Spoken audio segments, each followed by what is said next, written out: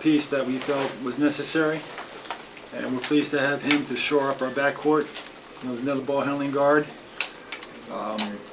To add a player like Theo, his experience in the front court. Obviously, DJ, won't be returning, so to have a player that can, take that position, with his experience, ability to, defend, rebound. He's good in the locker room.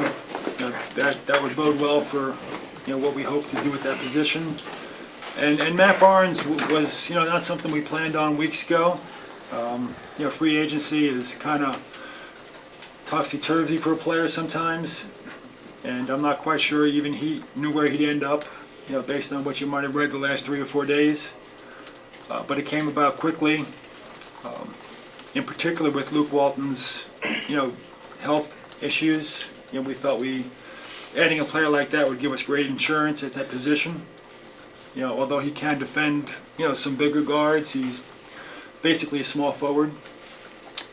So we feel fortunate to have added him at the last minute. Are you still looking to add a 5th guard? Would that be like a Shannon Brown question? Or Shannon Brown, or anyone really? We're still talking to Shannon.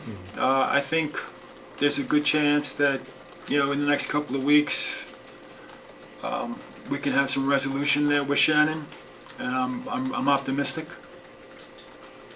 So if that does come about, then that would be the 5th guard, yes. So are you guys in a position, and perhaps if you keep both of the draft picks, to go with 14 guys on the roster this year? That's correct. Once again, we feel that's a question mark that surrounds Luke's health. You all know what he went through last year. So we feel we have to have some insurance there. Mitch, where is Luke at this point? Is he exploring surgery? Is he? I know talking to him after his exit interview, he was a little hesitant to go that route, to see some other options first. Has anything changed as far as you know? Nothing's changed. My understanding is he's going to attempt to rehabilitate his back the remainder of July and all of August, and probably reevaluate where he is at the end of August, early September, around Labor Day.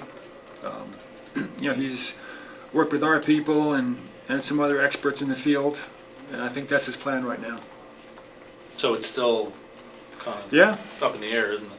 Yeah, it's not the run-of-the-mill, back type of problem. It's unique, and I'm not a doctor. I don't feel qualified to go into great depth in discussing it, but it's certainly not a run-of-the-mill back injury. And we don't know where it's going to end up. He's a gamer, and he loves to play. He wants to be a part of the team, and he'll do whatever it takes to get back on the court. So that's a positive. To have a player that's motivated to get well. It's not always the case.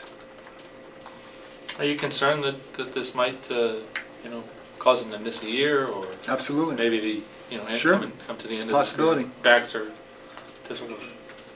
Yeah, I mean the most important thing is that Luke make the correct decision for his life, not for basketball. You always remind players, and we do. We talk to them. Most of the, I played, and I know Phil played, so, and neither one of us really walk well. So, we do talk to the players and say, hey, listen, your life's going to continue for 30, 40 years, and it's a consideration. We don't ever want to advise a player to do something where you end up, walking with a limp or a bad shoulder or a bad hip. It's the aging process of a healthy athlete is difficult enough as it is. So, we counsel Luke, and our trainers do, and to try to keep the big picture at the forefront of any decision.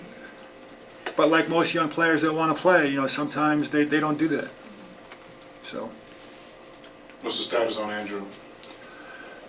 It's our understanding that Andrew's going to have his surgery on the 28th, which would be Monday, I believe. Wednesday? Is that the 28th, Wednesday? Mm-hmm. Wednesday, the 28th. You think he'll be ready for training camp? That's our understanding. Mitch, with the additions this offseason and the guys that you brought back, do you think on paper at least this team has the potential to be better than the last two championship teams? I think we've added, depth, and I think we've addressed, our major concern. Knowing that Jordan probably would not return, that left a gaping hole in our backcourt.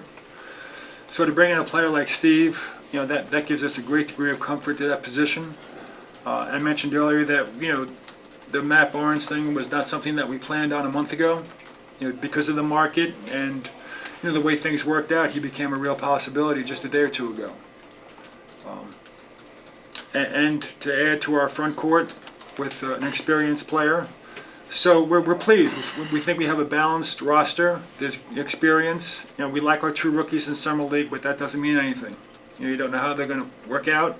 But it's always nice to have young players, that you can work with and hope to develop. So, we like the group going into camp. We may or may not be done. I think if the season ended tomorrow, we'd be very happy with this group. But we do have another month or two to look at our roster and, explore other opportunities. Speaking about